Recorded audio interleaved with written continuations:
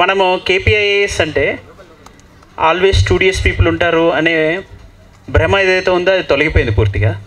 ఇక్కడ extra curricular co curricular యాక్టివిటీస్తో ఒక complete personality develop అవుతుంది అనడానికి ఇది ఒక నిదర్శనం.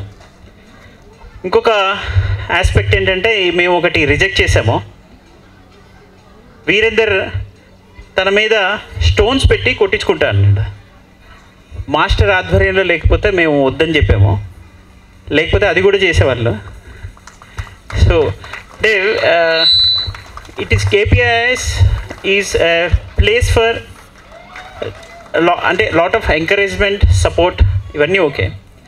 బట్ కేపీఐఎస్ నుంచి నేను ఎక్స్పెక్ట్ చేస్తుంది ఇంకా ఫ్యూచర్ జనరేషన్ లీడర్స్, అంటే producing next generation leaders for good governance అని మనం అన్నాం. ఆ జనరేషన్ లీడర్స్ ఒక రంగంలోనే ఉండకూడదు.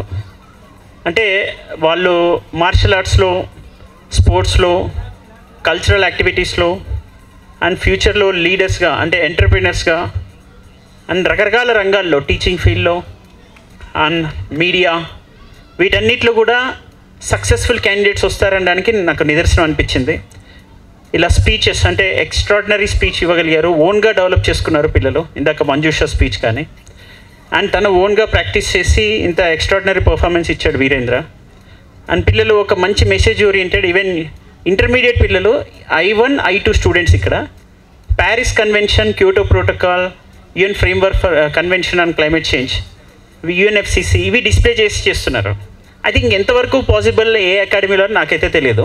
ఇంటర్మీడియట్ చదువుతున్న పిల్లలు ప్యారిస్ కన్వెన్షన్ని, క్యోటో ప్రోటోకాల్, UNFCCC డిస్ప్లే చేసి వాటి గురించి ఒక స్కిట్ ఓరియంటెడ్ పర్ఫార్మెన్స్ని డెవలప్ చేసుకొని వాళ్ళే నెరేట్ చేసి చేయగలుగుతారనడం అనేది it is mission impossible except inter plus IAS.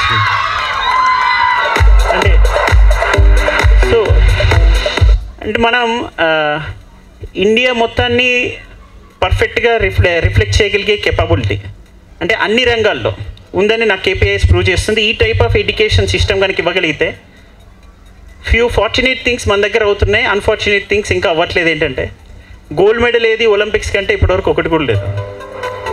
So అది చూడలేకపోతున్నాం అనడానికి కారణం కూడా బహుశా కంట్రీని తిట్టుకోవడం కన్నా మనందరం కూడా మనల్ని ఒకసారి తరచి ఆత్మపరిశీలన చేసుకోవాలి అని అనిపించింది.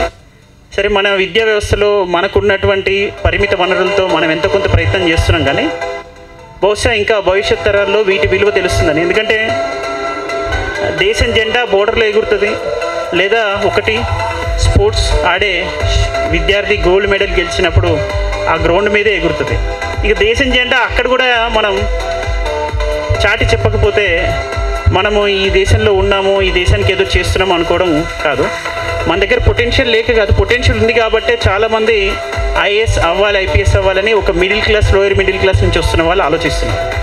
అంటే వాళ్ళ దగ్గర ఆ సత్తా ఉంది, రిస్క్ తీసుకునే సత్తా ఉంది, తెలివితేటలు ఉన్నాయి. కావాల్సిందల్లా రీసోర్సెస్, ఎంకరేజ్మెంట్, సపోర్ట్ ఇవన్నీ భవిష్యత్తులో ఇంకా సమకూరాలని ఆశిస్తూ all the very best. Thank you.